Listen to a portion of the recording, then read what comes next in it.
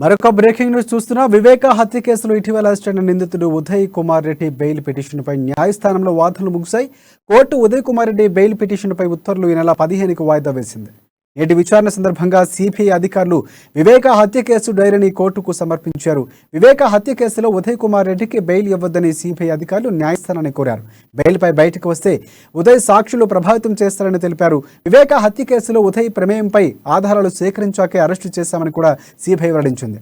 అంతేకాదు వివేక హత్య కేసులో అవినాష్ రెడ్డి ప్రమేయం ఉందని సిబిఐ పునరుద్ఘాటించింది. హత్యకు కుట్ర, సాక్ష్యాల ధ్వంసంలో అవినాష్ ప్రమేయం ఉందని స్పష్టం చేసింది.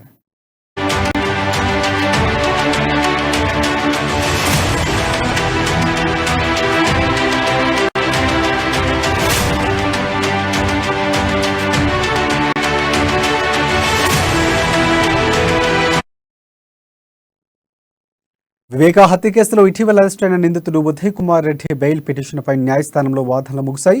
కోర్టు ఉదయ్ కుమార్ రెడ్డి బెయిల్ పిటిషన్పై ఉత్తర్వులు ఈ నెల 15కు వాయిదా వేసింది.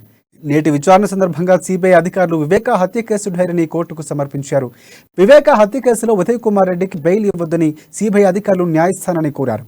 బెయిల్పై బయటకు వస్తే ఉదయ్ సాక్షులు ప్రభావితం చేస్తారని తెలిపారు. వివేక హత్య కేసులో ఉదయ్ ప్రమేయంపై ఆధారాలు సేకరించాకే అరెస్టు చేశామని సిబిఐ వెల్లడించింది.